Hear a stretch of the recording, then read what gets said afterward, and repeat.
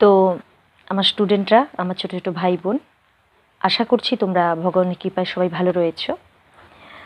আমরা বিগত কয়েকদিন থেকে এবছরের আমাদের লাস্ট উচ্চ মাধ্যমিক তোমাদের সিলেবাস দিয়েই শেষ হবে।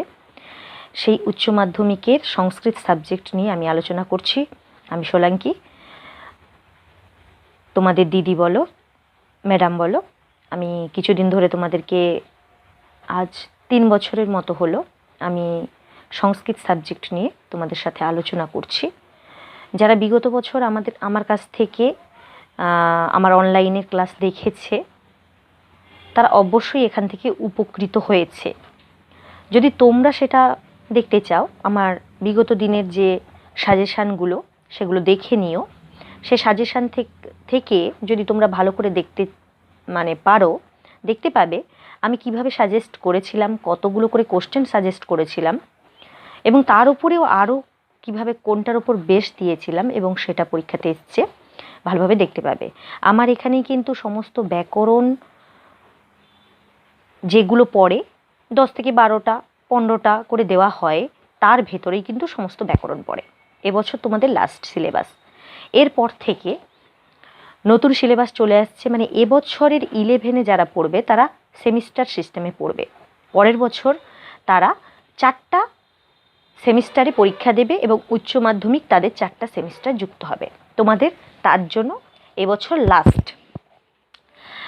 আমি আমার আগের কিছুদিন সিলেবাস দিয়েছি, তারপর আমাদের ফার্স্ট যে গদ্যাংশ রয়েছে প্রোজের অংশ, সেই আর্যাবর্ত বর্ণনম নিয়ে তার বেসিক কিছু আলোচনা করেছি এবং কিছুটা অংশ আমরা আলোচনা করেছি। আজ আমরা যেটা আলোচনা করব সেটা তার পরের কিছুটা অংশ নিয়ে এসেছি। সেখান থেকে আমরা ভালো করে সেটাকে রিডিংভাবে পড়ব, কারণ আমাদের এমসিকিউ এসএকিউ আসে। যদি আমরা সঠিকভাবে রিডিং না পড়ি, সঠিকভাবে না জানি, তাহলে কিন্তু আমরা লিখতে পারবো না।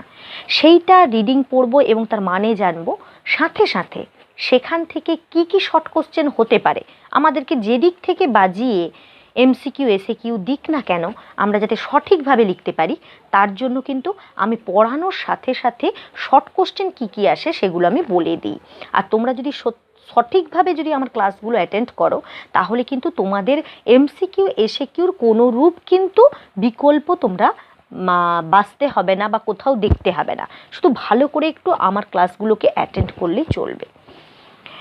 চলো কথা না বাড়িয়ে তাহলে আমরা সেই যে সেকেন্ড পার্টটা সেটা দেখব। তার আগে আমি আগের দিন আলোচনা করেছিলাম, সেখানে রয়েছিল ভগীরথের কীর্তি পতাকা। আর ভগীরথের কীর্তি পতাকা হিসেবে কাকে বলা হয়েছিল না, গঙ্গাকে বলা হয়েছিল ভগীরথের কীর্তি পতাকা। তখন আমি বলেছিলাম এটা কখনো কখনো ঘুরিয়ে কোশ্চেন দিয়ে দেয় যে গঙ্গাকে ভগীরথের কীর্তি পতাকা বলা হয়েছে কেন।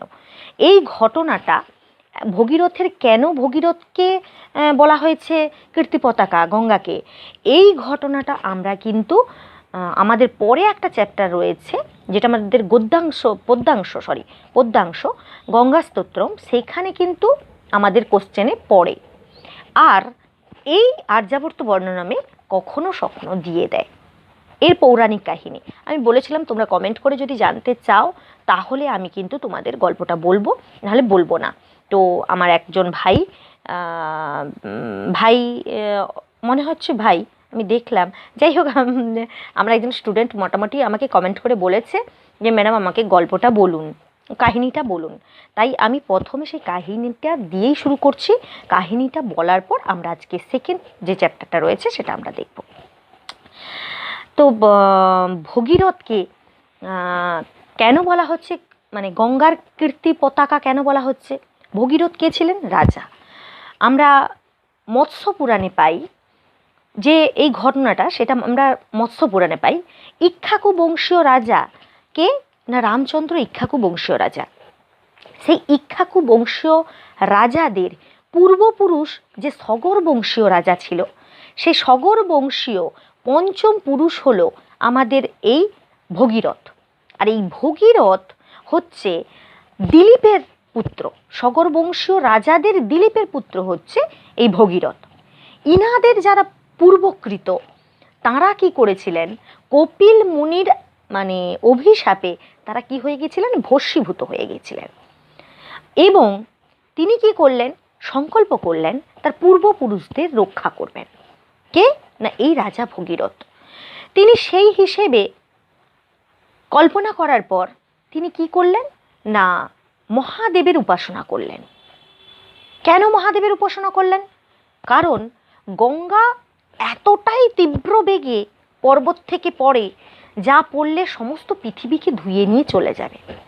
তার জন্য তিনি মহাদেবের উপাসনা করলেন এবং মহাদেবকে তিনি বললেন যে মহাদেব, আপনি যদি আমার যে গঙ্গাকে আমরা যে স্বর্গে থেকে মর্তে আনবো, সেটা যদি আপনি আমাকে একটু ভরসা দেন, আপনি যদি সাহায্য করেন, তাহলে আমি গঙ্গাকে পাতালে নিয়ে যেতে সমর্থ হব।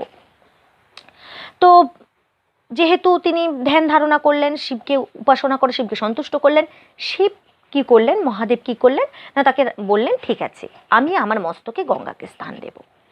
এই বলে তিনি ভগীরথ কি করলেন না গঙ্গাকে আহ্বান করলেন এবং গঙ্গা সবেগে এসে পড়লেন কোথায় না শিবের মস্তকে, মহাদেবের মস্তকে।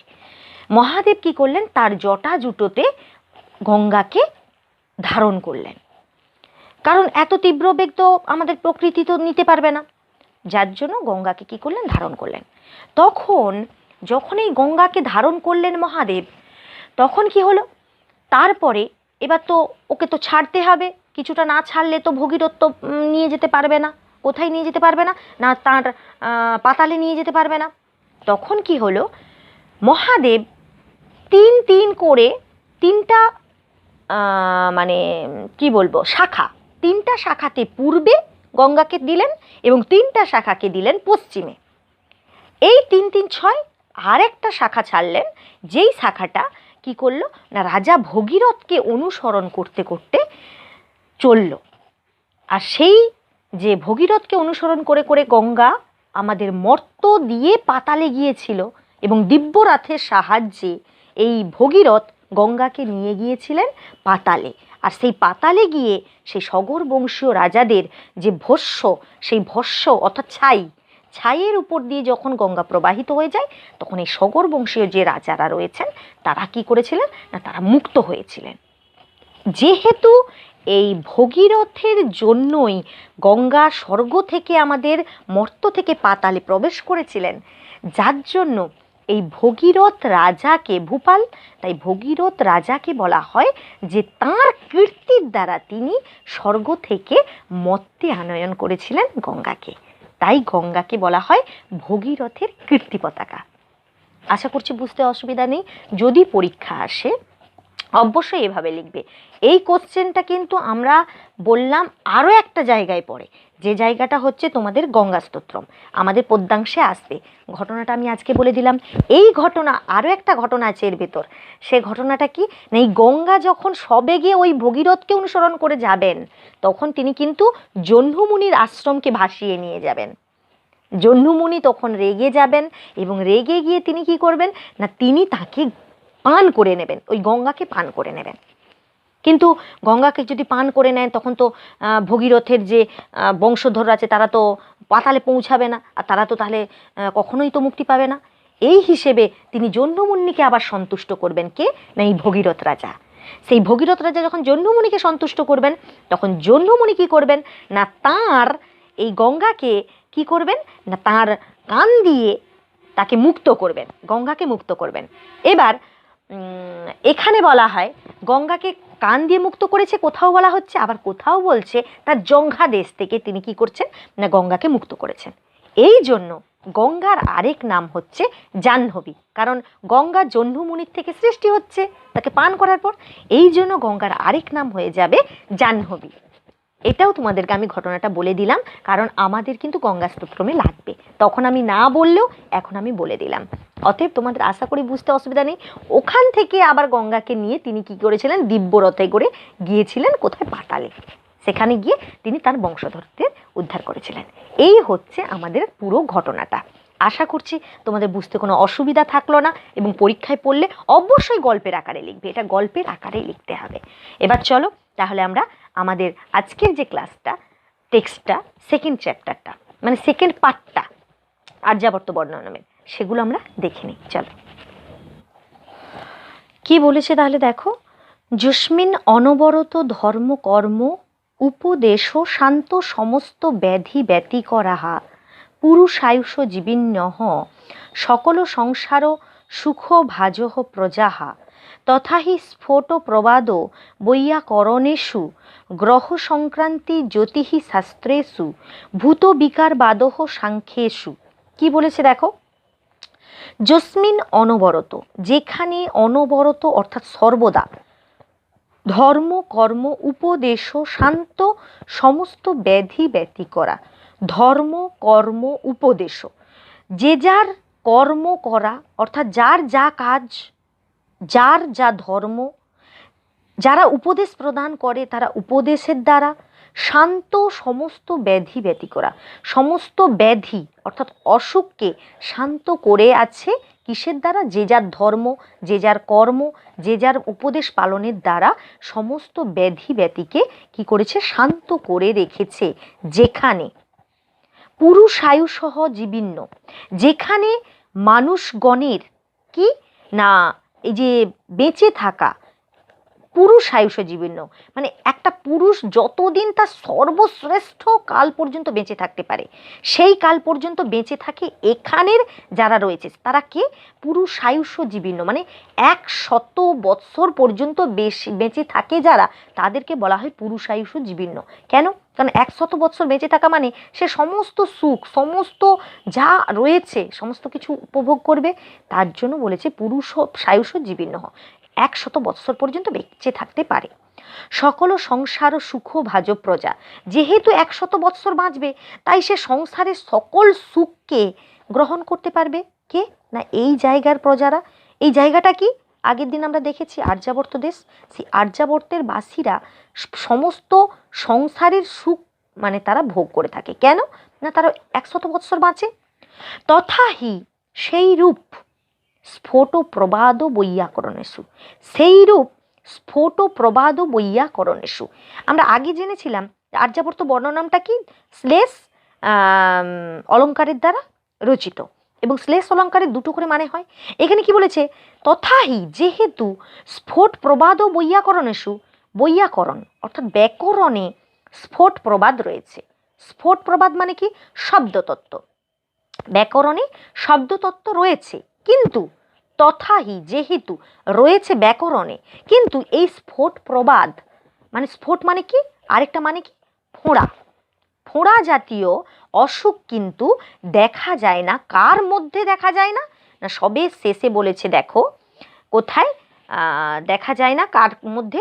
দৃশ্যতে ন প্রজাসু, দেখা যায় না প্রজাদের মধ্যে। এই স্ফোট প্রবাদ অর্থাৎ ফোঁড়া জাতীয় রোগ কিন্তু দেখা যায় না প্রজাদের মধ্যে, কিন্তু ব্যাকরণে এই স্ফোট প্রবাদ মানে শব্দতত্ত্ব দেখা যায়। গ্রহ সংক্রান্তি জ্যোতিষশাস্ত্রেষু, এই গ্রহ বা যে বিভিন্ন ধরনের গ্রহ বলে না, যে রাহুর পড়েছে, কেতুর ক্ষোভ পড়েছে, বা বিভিন্ন রাশি আমাদের বড় দেবতা মানে শনি দেবতা ইত্যাদি যে হয়, এগুলোর কোনো রূপ কিন্তু দেখা যায় না প্রজাদের ভেতর। কোনো রূপ গ্রহ সংক্রান্তি দোষ দেখা যায় না, কিন্তু এই গ্রহ সংক্রান্তি কিন্তু রয়েছে জ্যোতিষশাস্ত্রে। জ্যোতিষশাস্ত্রে রয়েছে কবে সূর্যগ্রহণ হবে, কবে চন্দ্রগ্রহণ হবে, কোন রাশি কোন অক্ষরেখায় চলবে, সমস্ত রয়েছে কোথায়? জ্যোতিষশাস্ত্রে। কিন্তু এই গ্রহ সংক্রান্তি জাতীয় রোগ কিন্তু দেখা যায় না প্রজাদের ভেতর। তার মানে এখানেও আমরা দুটো মানে পেলাম। এরপরে কি বলেছে? ভূত বিকার বাদহ সাংখ্যেষু, সাংখ্য দর্শনে ভূত বিকারবাদ নিয়ে আলোচিত হয়েছে। সাংখ্য দর্শনে আমাদের বলা হয়েছে, আমাদের যে পরম তত্ত্ব নিয়ে আলোচনা হয় সেই সাংখ্য দর্শনে আমাদের সেখানে কি বলা হয়েছে? ভূত বিকারবাদ। ভূত বিকারবাদ মানে আমরা জানি আমাদের যে শরীর সমস্ত কিছু কিসের দ্বারা তৈরি হয়েছে? ক্ষিতি অপ তেজ মরুদ বোম, মানে পৃথিবী জল বাতাস অগ্নি এবং তোমার বায়ু, এই কতগুলোকে নিয়ে তৈরি হয়েছে আমাদের শরীর। পঞ্চভূতের সমন্বয়ে আমাদের শরীর তৈরি। সেই যে বিকারবাদ তা কিন্তু সাংখ্যতে আলোচিত হয়, কিন্তু দৃশ্যতে ন প্রজাসু, প্রজাদের মধ্যে দেখা যায় না। কি না? এই ভূত বিকারবাদ মানে ভূত জাতীয় যে ভূত ধরা বলে না, গায়ে বাতাস লেগে গেছে ভূত লাগছে, আগেকার দিনে এগুলো হতো, সেইগুলো কিন্তু দেখা যায় না। দৃশ্যতে ন প্রজাসু, প্রজাদের মধ্যে কিন্তু দেখা যায় না। গুল্ম বৃদ্ধি বনভূমিষু, গুল্ম বা তৃণাদি গাছ বেড়ে ওঠে কোথায়? বনভূমিতে। এই যে আর্যাবর্ত রয়েছে, এই আর্যাবর্তে যে বন রয়েছে সেখানে গুল্ম জাতীয় গাছ, যেগুলো লতার মতো লতিয়ে লতিয়ে অন্য গাছকে আশ্রয় করে ওঠে, সেই রকম গাছ তৃণ ইত্যাদি বৃদ্ধি পায়। কিন্তু দৃশ্যতেন পজাসু, প্রজাদের মধ্যে গুল্ম জাতীয়, গুল্ম মানে কি? পেটের প্লীহা, পেটের আমাশা, যাকে বলছে ভাল মানে আমাদের সোজা সাপটা কথায় বলা হয় আমাশা, সেই জাতীয় প্লীহা জাতীয় রোগ কিন্তু প্রজাদের মধ্যে দেখা যায় না। গণ্ডকোত্থানং পর্বত বনভূমিষু, গণ্ডকোত্থানম, গণ্ডক মানে কি? গণ্ডার, গণ্ডারদের উত্থান বেড়ে উঠতে দেখা যায় পর্বত এবং বনভূমিতে। এই যে আর্যাবর্তের দেশে গণ্ডারদের উত্থান মানে ওঠা পড়া, তাদের জন্ম হওয়া, বেড়ে ওঠা সবই দেখা যায় পর্বত এবং বনভূমিতে, এই আর্যাবর্তের দেশেই। কিন্তু দৃশ্যতেন প্রজাসু, দেখা যায় না প্রজাদের ভিতর গণ্ডকোত্থানম, গলাতে যে গলগণ্ড রোগ হয় সেই গলগণ্ড রোগ কিন্তু দেখা যায় না প্রজাদের ভেতর। যত্র, যেখানে চতুর গোপ শোভিতাহা, যেখানে চালাক চতুর গোপ শোভিতা, যেখানে চালাক গোপালদের মানে যারা তোমার গরু চাষ করে গরুর দুধ দহন করে বিক্রি করে সংসার চালায়, তাদের বলা হয় কি? গোপ। যেমন আমরা জানি আমাদের গোপাল ছিলেন কে? না শ্রীকৃষ্ণ, যার জন্য শ্রীকৃষ্ণকে নাম দিয়ে ডাকা হয় গোপাল বলে। সেই রূপ যেখানে চতুর গোপ শোভিতা, যেখানে চতুর যে গোয়ালা রয়েছে তাদের দ্বারা শোভিত, সংগ্রাম ও ইব গ্রামা, এই গ্রামগুলো, এই আর্যাবর্তের যে গ্রামগুলো সেগুলো সংগ্রামের মতো, মানে সর্বদা তারা কাজে ব্যস্ত হয়ে আছে, জীবনযাত্রায় ব্যস্ত হয়ে আছে, এইরূপ যে গোয়ালাদের দ্বারা শোভিত সেইরূপ গ্রাম এখানে দেখা যায়। কোথায়? না আর্যাবর্তে। তুঙ্গ সকল ভবনা, এই গ্রামের সমস্ত বাড়িগুলো কার মতো? তুঙ্গ সকল ভবনা, সমস্ত ভবনা বাড়িগুলো কার মতো? না উঁচু উঁচু। যেমন তুঙ্গ মানে তুরঙ্গ বলা হয়, ঘোড়াগুলো যেমন উঁচু উঁচু হয়, ঠিক সেই রূপ কি করা যায় না এই যে ভবনা বাড়িগুলো, এই গ্রামের বাড়িগুলো সব উঁচু উঁচু ধরনের। সর্বত্র নগা ইব নগর প্রদেশা, তুঙ্গ সকল ভবনা, যেমন বলা হয়েছে নগাইব, এখানে সমস্ত নগাইব, এখানে সমস্ত নগরের কি হয়েছে? নগর প্রদেশ আহা নগাইব, নগা মানে পর্বতের মতো, এই নগর প্রদেশের গ্রামে কিরকম বলেছে না যে ঘোড়া হয়, সেই ঘোড়াদের মতো উঁচু উঁচু বাড়ি হয় গ্রামে, আর নগা পর্বতের মতো নগর প্রদেশা, এখানে নগর প্রদেশের যে নগর প্রদেশগুলো রয়েছে সেগুলো কার মতো? না পর্বতের মতো উঁচু উঁচু। সদা চরণ মণ্ডনানি নুপুরানি ব পুরাণী, সদা চরণ মণ্ডনানি, সর্বদা চরণকে সৌন্দর্য বিধান করে কে?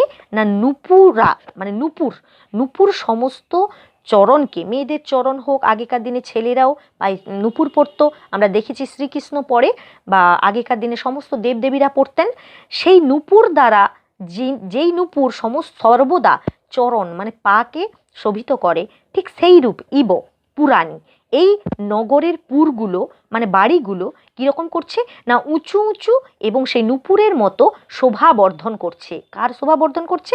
নগর প্রদেশের শোভা বর্ধন করছে। সদানো ভোগাহা প্রভঞ্জনা ইব জনাহা, সর্বদা ভোগ করতে ব্যস্ত। প্রভঞ্জনা ইব, প্রভঞ্জনা মানে ঝড় যেমন সর্বদা কি করে না দাপিয়ে বেড়ায়, ঠিক সেই রূপ ঝড়ের মতো সর্বদা চঞ্চল প্রকৃতির এখানের মানুষজন, জনাহা এই আর্যাবর্তের মানুষজন। প্রিয়ালো পন সারানি যৌব না নিব, প্রিয়ালো পন সরানি, পিয়াল অর্থাৎ পেয়ারা এবং পনসা মানে অর্থাৎ কাঁঠাল, যেই বনে প্রিয়াল আর পনসা হয় সেই বনকে বলা হয় যে তার যৌবন শুরু হয়েছে, ঠিক সেই রূপ পেয়ারা এবং কাঁঠালের দ্বারা বনের যে যৌবন তা দেখা যায় কোথায় না এই আর্যাবর্তের গ্রামে। ঠিক তার মতো বনানি বনগুলো কি করছে না যৌবন ধরে রেখেছে তার পেয়ারা এবং কাঁঠালের গাছের দ্বারা। বিট অপিহিত চটিকা ইব বাটিকা, বিট মানে কি লম্পট, চটিকা মানে কি? চটিকা মানে বলা হচ্ছে বিট মানে লম্পট, পিহিতা লম্পট দ্বারা যেমন আবৃত হয়ে থাকে, চটিকা আর সেবিকার দ্বারা যেমন আবৃত হয়ে থাকে, সেইরূপ এখানে বাটিকা রয়েছে। অর্থাৎ এখানের বাড়িগুলো কার মতো?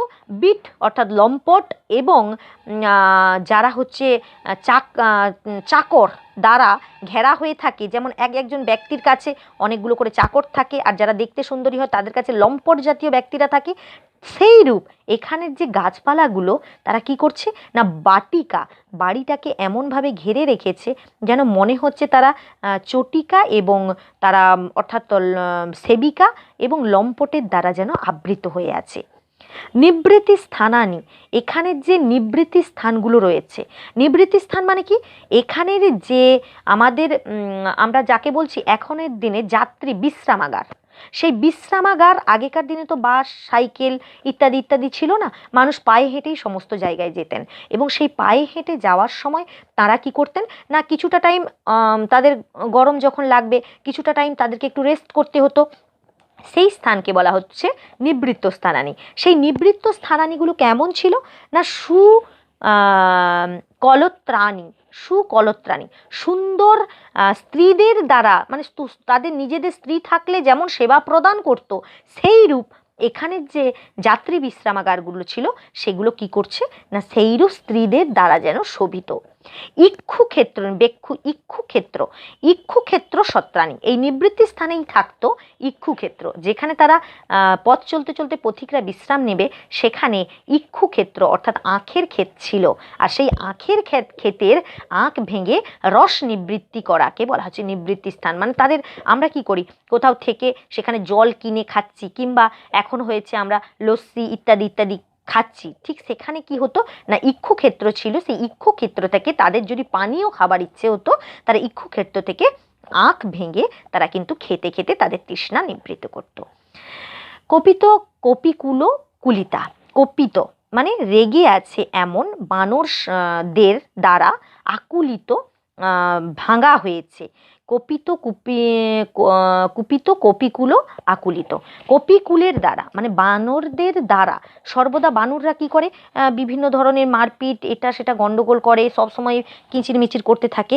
ঠিক সেই রূপ দ্বারা লঙ্কেশ্বর কিঙ্করা, রাজা লঙ্কেশ্বরের যেমন ক্ষতি করেছিল কারা, না এই কপিকুলরা। আমরা দেখেছি মহাভারতে যে লঙ্কেশ্বর রাজার যে সোনার লঙ্কা, তাকে ধ্বংস কে করেছিল? আমাদের বানর সেনা, যে হনুমান তিনি করেছিলেন। সেই বানর সেনারা যখন লঙ্কেশ্বর, রামচন্দ্র যখন সীতাকে উদ্ধার করতে আসেন, তখন কি করেছিলেন? লঙ্কেশ্বরের যে সমস্ত সৈন্য সামন্ত ছিল তাদের সঙ্গে যুদ্ধ করেছিলেন। ঠিক যেমনভাবে লঙ্কেশ্বরকে কি করেছিলেন না, আকুলিত করে ফেলেছিলেন, বীতশ্রদ্ধ করে ফেলেছিলেন। ঠিক সেই রূপ কি বলেছে, ইব মতো ভগ্ন কুম্ভকর্ণ, ভাঙা কুম্ভকর্ণ অর্থাৎ কান, একটা কলসির, দেখো বলছে ঘনশ্যাপা কুপাহা, একটা কলসির ঠিক যেমন মাথার দিকটা হয় তাকে বলা হচ্ছে কর্ণ।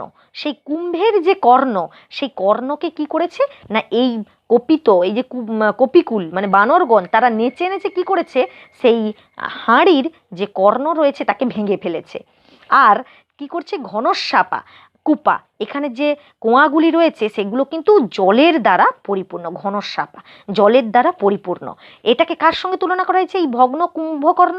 কুম্ভকর্ণ মানে অর্থাৎ লঙ্কেশ্বর রাবণের যে তোমার ভাই কুম্ভকর্ণ, তিনি যখন ঘুমায় তখন তাকে যত বাদ্যযন্ত্র যা কিছু বাজাক, যা কিছু করে তিনি উঠেন না, তার নাম কুম্ভকর্ণ। ঠিক সেই রূপ এখানের যে কলসি রয়েছে তার কান ভেঙে দিয়েছে, অথচ সেই কলসি কিন্তু কূপের সাইডে ঠিকঠাক বসে আছে। যেমন কুম্ভকর্ণকে ঘুম ভাঙাতে পারে না, ঠিক সেই রূপ কলসিগুলোও কিন্তু কূপের সাইডে এক সাইডে বসে আছে, এবং কূপটা ঘনশ্যাপা, ঘন জলের দ্বারা পরিপূর্ণ, পরিষ্কার জলের দ্বারা। সতী বতাপ দোষাহা, সতী ব্রতাপ দোষাহা, সতীগণ, এই আর্যাবর্তের যে নারীগণ রয়েছে তারা কি করছে, এই যে বলেছে দেখো ইব কুলস্ত্রিয়ঃ, সতীর যে ব্রত পালন করা হয় সেই ব্রত পালনের দ্বারা দোষাহা, সমস্ত দোষ কি করেছে না এই কুলস্ত্রীগণ সমস্ত দোষ থেকে তাদের স্বামীদেরকে রক্ষা করছে এবং নিজেদেরকেও রক্ষা করছে। তাকে কার সঙ্গে তুলনা করা হয়েছে? কুলস্ত্রীদেরকে। কুলস্ত্রী অর্থাৎ আর্যাবর্তের নগরে যে সমস্ত নগর কিংবা গ্রামে যে সমস্ত আর্যরা থাকে তাদের স্ত্রীরা কি করছে না সতীর যে ব্রত পালন আছে সেই ব্রত পালনের দ্বারা তাদের স্বামীদের সমস্ত দোষকে কি করছে ঢেকে ফেলছে। তার জন্য এই কুলস্ত্রীগণকে কেমন দেখাচ্ছে না সূর্য দূতয় ইব, সূর্য দূতির ন্যায়। সূর্য কি করে? তার দ্যুতি বা উজ্জ্বল প্রভার দ্বারা কি করে সমস্ত জায়গাকে আলোকিত করে দেয় এবং সেই সমস্ত জায়গার যে আলোকিত জায়গাটা সে আলোকিত জায়গার দ্বারা কোথাও কোনোরূপ অন্ধকার থাকে না। ঠিক সেই রূপ কুলস্ত্রীয়গণ কি করছেন না সতীব্রতাপের দ্বারা তারা সমস্ত দোষকে কি করছে পরাভূত করে দিয়েছে, করে তাদের যে দ্যুতি ঔজ্জ্বল্যতা তার কার মতো দেখাচ্ছে না সূর্যের কিরণের মতো দেখা দিচ্ছে। তাই বলা হয়েছে অপিচ, তাই বলা হচ্ছে ভবন্তি ফাল্গুনে মাসি বৃক্ষ শাখা বিপল্লবা।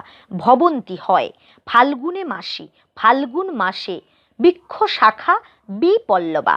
বৃক্ষ শাখা গাছের গাছগুলি পাতা, পল্লবা পাতা, অর্থাৎ পাতা সব ঝরে যায়। ফাল্গুন মাসে বৃক্ষ শাখায় পাতা ঝরে যায়, এটা আমরা দেখেছি। ফাল্গুন মাসে পাতা ঝরে যাবে, তারপর আবার ফাল্গুন চৈত্র থেকে আবার কিশলয় ছোট ছোট কিশলয় পাতা দেখা দিবে, কারণ নতুন করে আবার পাতা জন্মাবে দেখা যায়। কিন্তু জায়ন্তে নতু, কিন্তু দেখা যায় না, জায়ন্তে জন্মায় না, নতু কি লোকস্য কদাপি চ বিপল্লবা। এই আর্যাবর্তের লোকেদের মধ্যে কদাপি কখনো চ বিপদ লবা, বিপদ লবা বিপদের লেশ মাত্র দেখা যায় না। কি বললো? খুব সুন্দর একটা উপমা দিয়েছে। ফাল্গুন মাসে বৃক্ষ শাখা থেকে কিন্তু গাছের পাতা ঝরে যায়, কিন্তু দেখা যায় না এই আর্যাবর্তের লোকের মধ্যে কোনো রূপ বিপল্লবা, কোনো রূপ বিপদের লেশ মাত্র দেখা যায় না। ফাল্গুনে ভবন্তি ফাল্গুনে মসি বৃক্ষ শাখা বিপল্লবা, এই লাইনটা তুলে কিন্তু আমাদের ভাব সম্প্রসারণ দেওয়া হয়। আমি যেটা বললাম এটাকে দিয়েই কিন্তু একটা আমাদের ভাব সম্প্রসারণ দেওয়া থাকে। ভাবন্তি ফাল্গুনে মাসে বৃক্ষ শাখা বিপল্লবাহা জায়ন্তে নতু লোকস্য কদাপি চ বিপল্লবাহা, এটাকে কিন্তু আমাদেরকে ভেঙে লিখতে হয় ভাব সম্প্রসারণ। চলো, অনেকটা বড় হয়ে যাচ্ছে ভিডিওটা আজকে, কারণ আমরা একটা গল্প বলেছি অলরেডি। আবার এখন আমরা করছি তোমাদের এই পড়াটা পড়ছি, এর থেকে কোশ্চেনগুলো চটচট করে আমরা জেনে নেব, আর তোমরা স্টপ করে করে দেখে নেবে।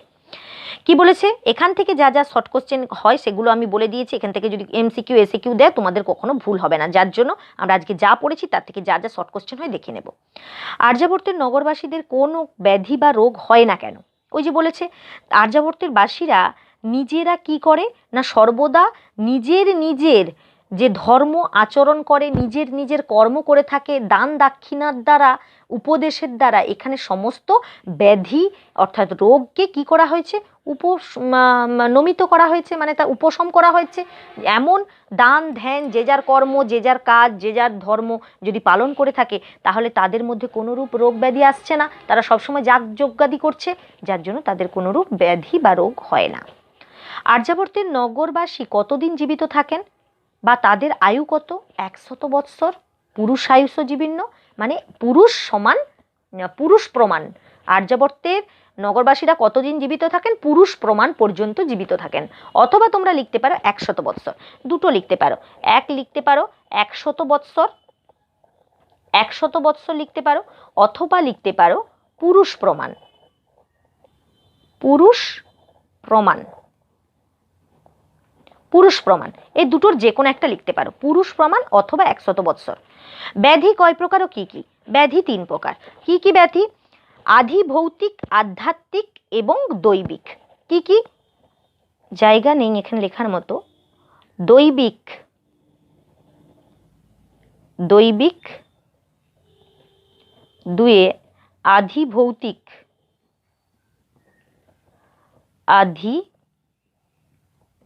ভৌতিক আর আধ্যাত্মিক।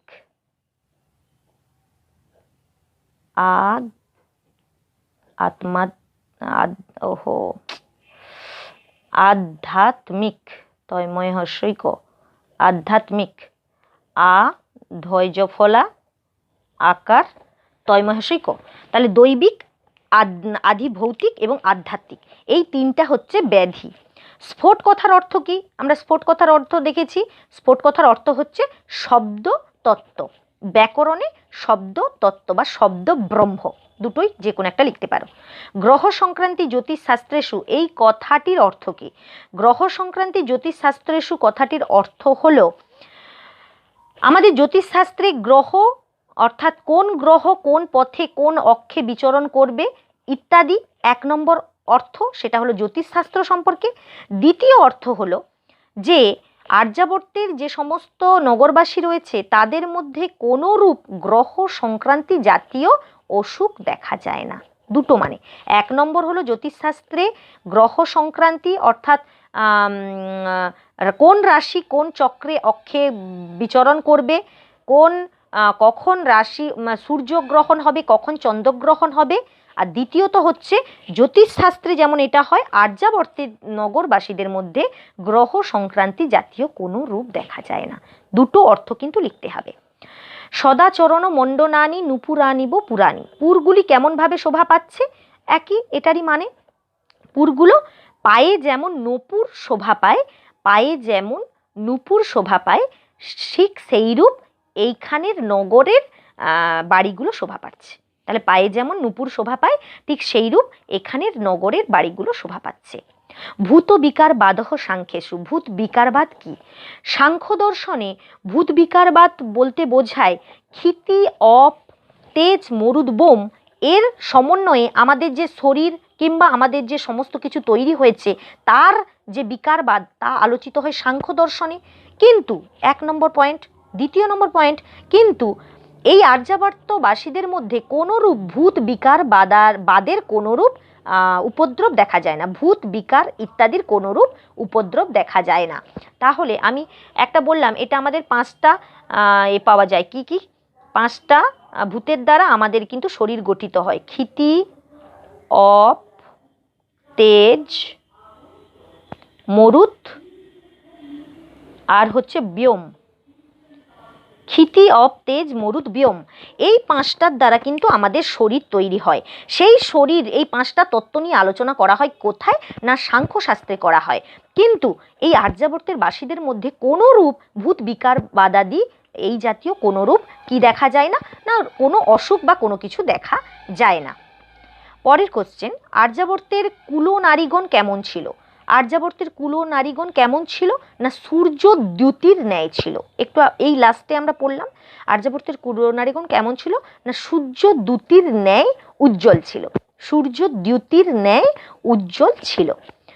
পরের কোশ্চেন, গুল্ম বৃদ্ধি বনভূমিষু কথাটির দুটি অর্থ লেখো। গুল্ম বৃদ্ধি বনভূমিষু কথাটির দুটি অর্থ লেখো। এখানে দুটো অর্থ লিখে আমি বলে দিয়েছি, নাহলে একটা লিখলেও দুটো লিখতে হতো। গুল্ম বৃদ্ধি বনভূমিষু মানে কি? বনভূমিতে আর্যাবর্তের বনে কি হয়? গুল্ম অর্থাৎ গুল্ম জাতীয় গাছ বৃদ্ধি পায়, কিন্তু আর্যাবর্তের প্রজাদের মধ্যে কোনরূপ পেটের প্লীহা জাতীয় রোগ দেখা যায় না। আবার বলছি, আর্যাবর্তের বনভূমিতে গুল্ম জাতীয় গাছ বেড়ে ওঠে, কিন্তু আর্যাবর্তের নগরবাসীদের মধ্যে কোনো রূপ গুল্ম অর্থাৎ পেটের প্লীহা জাতীয় রোগের উপদ্রব দেখা যায় না। অবশ্যই স্টপ করে লিখে নেবে। গণ্ডকোত্থানম বলতে কি বোঝানো হয়েছে? গণ্ডকোত্থানম বলতে দুটো মানে লিখতে হবে। গণ্ডকোত্থানম বলতে পর্বত এবং বনভূমিতে গণ্ডার ইত্যাদি, মানে গণ্ডার জাতীয় যে গণ্ডার যে আমাদের পশু, সেই গণ্ডারের কি হয়? উত্থান দেখা যায়, মানে বেড়ে উঠতে দেখা যায়। তাদের জন্ম থেকে শুরু করে তাদের বেড়ে ওঠা পর্যন্ত দেখা যায় কোথায়? না পর্বত এবং বনভূমিতে। কিন্তু এই আর্যাবর্তের বাসীদের মধ্যে কোনরূপ গলগণ্ড জাতীয় রোগ দেখা যায় না। গলগণ্ড জাতীয় রোগ কিন্তু দেখা যায় না আর্যাবর্তের বাসীদের মধ্যে। পরের কোশ্চেন, আর্যাবর্তের গ্রামগুলি কিভাবে শোভিত ছিল? আর্যাবর্তের গ্রামগুলো তুঙ্গ সকল ভবনা। তাদের যে গ্রামগুলো তাদের সেগুলো কীরকম? না যেমন ঘোড়ারা উঁচু উঁচু হয়, ঠিক সেই রূপ উঁচু উঁচু ঘর দিয়ে শোভিত। এবং এখানের যে আর্যবাসীগণ তাদের চিন্তাধারা হচ্ছে খুব উঁচু উঁচু চিন্তাধারা যেমন হয় সেই রূপ এখানের গ্রামগুলো শোভিত। আর্যাবর্তের নগর প্রদেশগুলো কেমন ছিল, ওই যে বলেছিলাম আর্যাবর্তের নগর প্রদেশগুলো কার মতো, পর্বতের ন্যায় এবং সর্বদা পায়ে নুপুরের মতো শোভা পায়। আর্যাবর্তের বনে কি কি ফল পাওয়া যেত? পিয়াল, পনসা, পিয়ারা এবং কাঁঠাল জাতীয় ফল পাওয়া যেত। আর্যাবর্তের দানশালাগুলিকে কার সঙ্গে তুলনা করা হয়েছে? আর্যাবর্তের দানশালাগুলিকে ইক্ষুক্ষেতের সঙ্গে তুলনা করা হয়েছে, ইক্ষুক্ষেত। বিপল্লবা পদের দুটো অর্থ লেখো। বিপল্লবা পদের দুটো অর্থ, একটা হচ্ছে বিপদ যুক্ত লবা, মানে হচ্ছে বিপদের লেশ মাত্র নেই, আরেকটা হচ্ছে বিপল্লবা মানে বিপল্লবা অর্থাৎ কোনো গাছে পাতা নেই, অর্থাৎ পত্র শূন্য গাছ।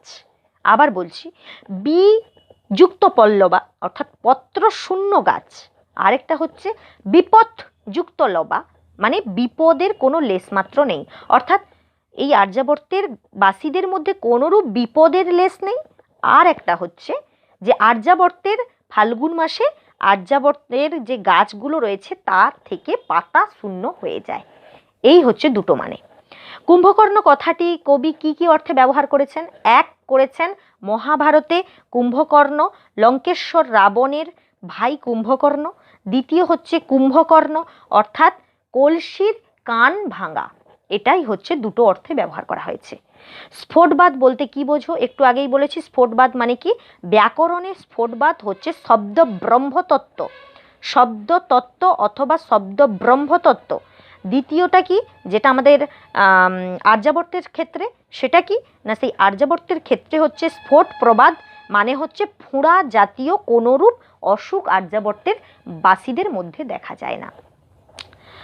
সতীব্রতাপ দোষাহা কথাটি দুটি অর্থ লেখো। সতীব্রতাপ দোষাহা প্রথম অর্থ যেটা, সেটা কীরকম, যে এখানে যে কুলস্ত্রীগণ রয়েছে সেই কুলস্ত্রীগণ মানে আর্যাবর্তের ক্ষেত্রে সেটা কি না, এখানের কুলস্ত্রীগণ তাদের যে সতী মানে কি স্ত্রীদের সতী বলা হয় যারা সমস্ত গুণে পারদর্শী। তারা কি করছে না, তাদের যে সমস্ত ব্রত রয়েছে, একটা স্ত্রীদের যা যা ব্রত থাকে আমাদের ধর্মগ্রন্থ রয়েছে, সেই সমস্ত ব্রত পালন করে তারা কি করছে, সূর্য দ্যুতির ন্যায় ব্রত পালন করার জন্য তারা সূর্য দ্যুতির ন্যায়, সূর্য যেমন উজ্জ্বল আলো দেয় ঠিক সেইরূপ এখানের যে নারীগণ রয়েছে তারা সেইরূপ সূর্যের আলোর মতো আলোকিত হয়। এবং দ্বিতীয় সতী বতাপ দোষাহার থেকে কি বলা হয়েছে না, এখান থেকে বলা হয়েছে শ্রুতি যে সূর্য ঠিক যেভাবে তার আলো দ্বারা সমস্ত অন্ধকার দূরীভূত করে, ঠিক সেইভাবে এখানের যে কুলস্ত্রীগণ রয়েছে সেই কুলস্ত্রীগণ তাদের যে সতীর যে ব্রত পালন করা সেই তার দ্বারা তাদের যে সমস্ত পুরুষ রয়েছে তাদের সমস্ত দোষ অপনমিত করেছে, মানে সমস্ত দোষকে শেষ করে দিয়েছে। এই কতগুলো আমাদের কোশ্চেন যা আমাদের আজকের যে টেক্সটটা পড়লাম সেই টেক্সট থেকে আমাদের এমসিকিউ এসএকিউর ভেতর পড়ে। আমরা যদি এই টেক্সটটাকে ভালোভাবে দেখে নিই তাহলে আমি যা যা কোশ্চেন বললাম এই কোশ্চেনের ভেতর থেকে কিন্তু এমসিকিউ এসএকিউ ছাড়া আর কিন্তু পড়ে না। আমাদেরকে ভালো করে এই রিডিংও দেখতে হবে, সাথে সাথে এমসিকিউ এসএকিউগুলো দেখে নিতে হবে। যদি করে নিই তাহলে এখান থেকে আমাদের যা এমসিকিউ এসএকিউ পড়বে আমরা কিন্তু সঠিকভাবে লিখতে পারবো। তোমার স্টুডেন্টরা, আশা করছি আজকের যে ক্লাস করলাম, আজকের যে পূর্বে আলোচনা করলাম সে পূর্বের আলোচনা তোমরা বুঝতে পারলে। তার সাথে আজকে যতগুলো আলোচনা করলাম আশা করছি তোমাদের বুঝতে অসুবিধা নেই। আর যে কোশ্চেনগুলো দিয়েছি সেই কোশ্চেনগুলো তোমরা ভিডিওটাকে স্টপ করবে, করে কোশ্চেনগুলো তুলে নেবে। আর ওই কোশ্চেনগুলো সবাইয়ের সহায়িকা বইয়ে আছে। আর একটু যদি ভালো করে শোনো, আমি তোমাদের অ্যান্সারও বলে দিচ্ছি, স্টপ করে করে আমার অ্যান্সারগুলো তোমরা খাতায় লিখে নিতে পারো। চলো তাহলে আজকে এখানেই রাখছি।